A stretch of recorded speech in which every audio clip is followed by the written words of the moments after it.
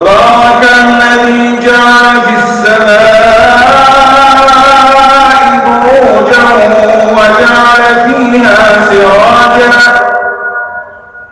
وجعل فيها سراجا وقمرا منيرا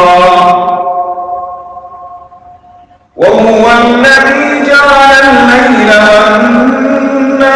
خلفة لمن أراد أن يذكر أو أراد شكورا